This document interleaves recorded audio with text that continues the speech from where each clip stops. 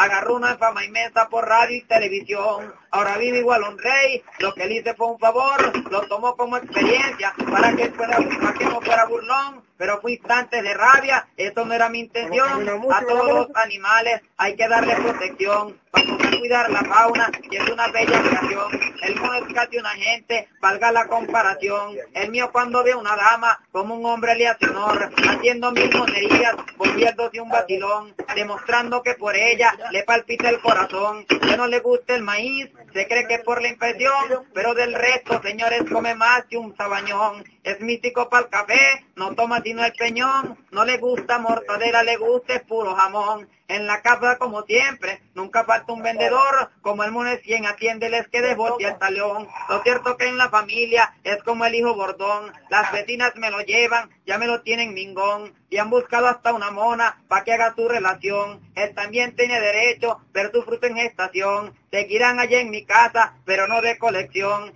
sino pa' cuando se muera su especie sigue en acción.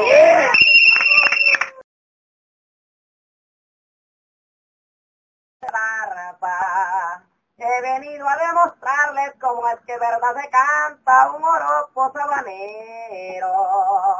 Quizás soy yo de planta, con puros versos y ligeros, y aquellos se puse lanzas que usa este folclorista para defender a la patria.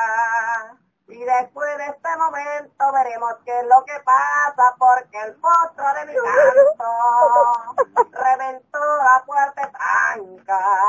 Y por lo que estoy mirando, creo que ninguno lo alcanza. Hoy no valen florentinos, canta claro ni jerarca, porque aquí Richard Ceballos, aquí ya marcó la pauta, cantando con fundamento, consolidando mi estampa, como todo un defensor del folclore de nuestra patria. Tu verso huelen a bruja, a matranto y a la bajaca, también saben a piquillo, de babo, chihuilapa, hasta le sirven de soga, al llanero que arrellata, siempre tengo que superarme, va a tener que echarle raza, porque en este gran torneo soy jefe de la comarca, dejándoles comprobado que estos pochos verde mancha